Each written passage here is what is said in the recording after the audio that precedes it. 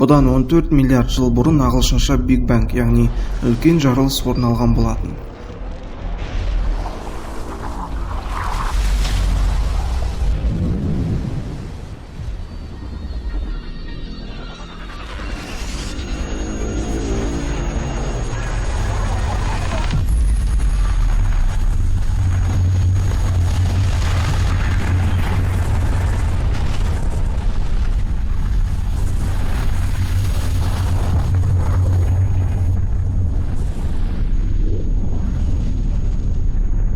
Осы Big Bang'тан кейін біздің әлем үлкейіп, осыншама қалыпқа жетті.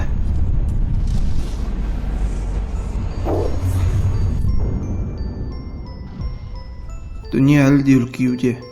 Біздің жер планетасы 6 миллиард жыл бұрын дүниеге келді, және дәл қазіргі қалыпқа жету үшін 5 миллиард жылын жұмсады. Біз әлем туралы көп нәрсе білеміз деп ойлаймыз, бірақ қателесеміз. Адрондық коллайдер әлем қалай пайда болды және қалай дамитыны туралы бізге айтып бере алатын жалғыз эксперимент. Видео суретінен қараған шығарсыздар. Бұның барлығын пайда болғызған адронды коллайдер болатын.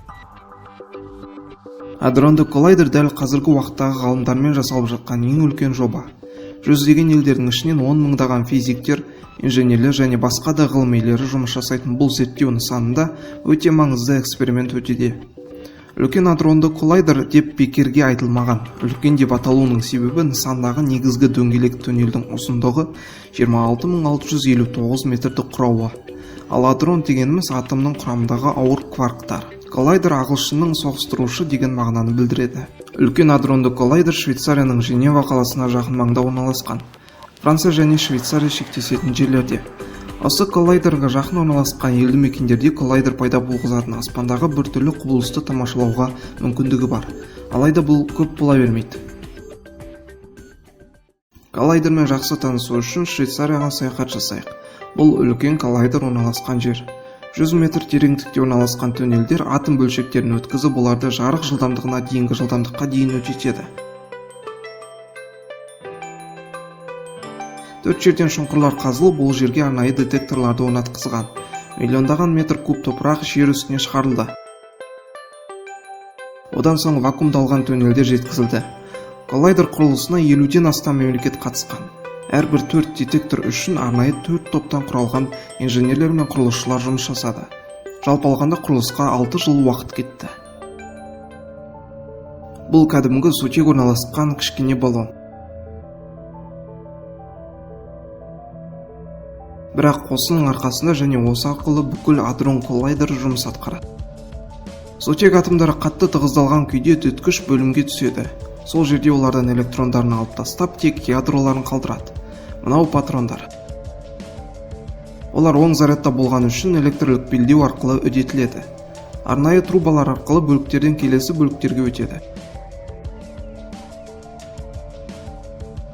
Дәл бустерге түсер алдында, яғни тағы да бір үдеткіш. Оларды 4-ке бөліп тастайды. Сақина түріндегі бустердің ұзындығы 157 метрді құрайды. Осы 157 метрде барынша үлкен жылдамдық алу үшін олар сақинаны біршама рет айналып шығады. Қосымша электр белдеуі олардың жылдамдығының артуына әсер ететін болады. Ал магнит бағыттан ауысып кетпес үшін жұмыс жасайтын болады. Бұл кішкентай үдеткіш протондарды 92,7% жарық жылдамдығына дейін жетуіне жұмыс жасайтын болады. Сақинадан шығып олар келесі бір бөлім протонды синхротронға өткізілетін болады.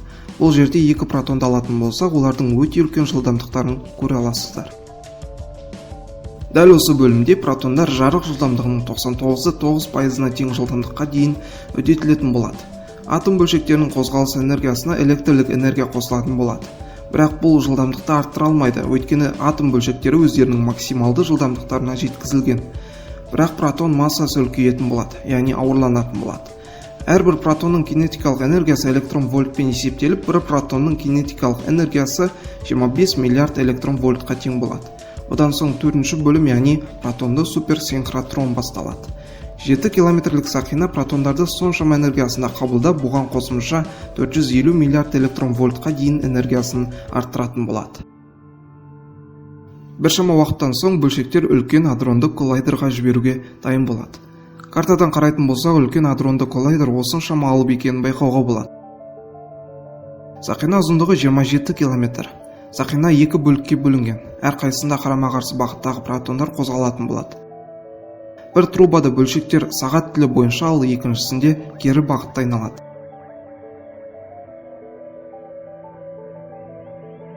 Бұл трубалар 4 жерде түйіскен. Әр түйіскен жерлерде арнайы детекторлар протонды бақылап отырады. Протондар болса жарық жылдамдығындай жылдамдықпен 27 километрлік трубаны секундына 11 мыңнан астам рет айналып шығып отырады. Шамалы уақыт өткеннен кейін әрбір протон энергиясы 7 тера электрон вольтқа тең болады. Дөңгелектен шығып кетпес үшін электрлі белдеу өз жұмысын атқаратын болады. Енді протондар бір-бірімен соғысуға дайын.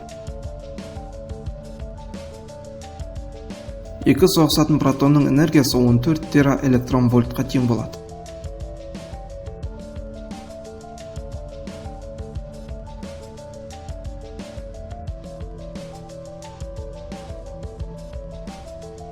Соғысқаннан кейінгі шашырап кеткен кварк траекторияларын арнайы компьютерлер бақылап отыратын болады.